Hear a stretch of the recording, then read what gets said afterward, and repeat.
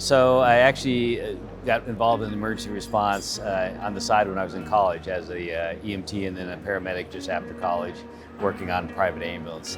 And I did that for a few years and then joined the fire service 37 years ago. My father was police chief and fire chief. Our phone number, our home phone number, was listed on public buildings. So my mother and I were at a very early age. I was taking notes while she was getting him ready to go out the door. It was in the blood from the very beginning. A couple of the key highlights, Castle West fire, which was in 2007, was a large apartment fire that we actually, our job did 85 ladder rescues of, which is unheard of. That joint effort through all of our trucks and our engines and all the people on there saved lots of lives, and to be a part of that was huge. And then we've had a couple of large wildland fires, very difficult, but again, we lost a few hundred homes, we saved a couple thousand homes, and again, being part of those efforts, just they're hard, but they were good at the same time.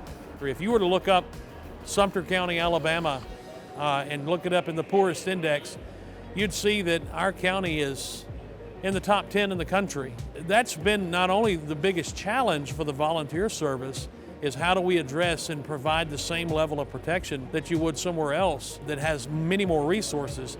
As manpower models have changed in the volunteer ranks, we've transitioned from single departments handling an emergency to automatic aid in the battalion system. If we can do that there, it can be done anywhere.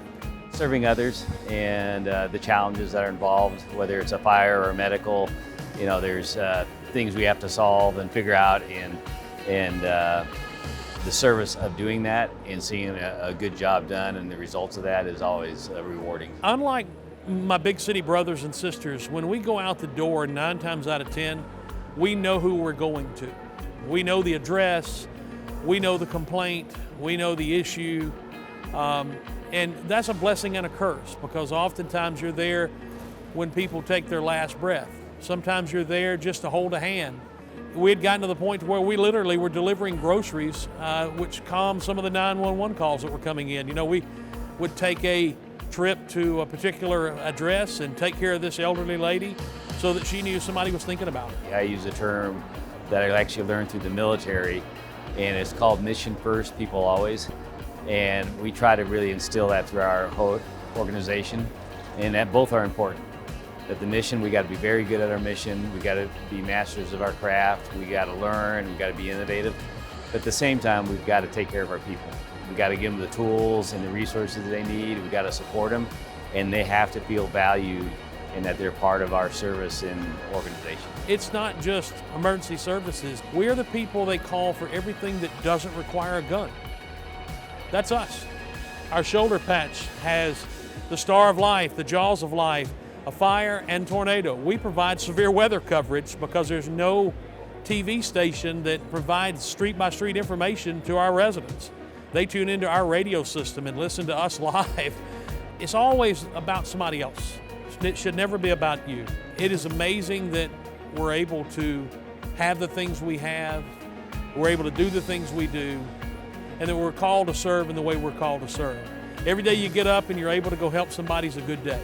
The thing that I always say to them is be passionate about it, even while you're going through the process to get the job. And then once you get in the fire service, maintain that passion, have a thirst for learning and learn from every incident that you go on, and take opportunities like this to go to conferences and learn as much as you can, because all that does is turn around and provide better service to your community. If they'd have told me 25 years ago I'd have been doing what I'm doing today, I'd have called them a liar.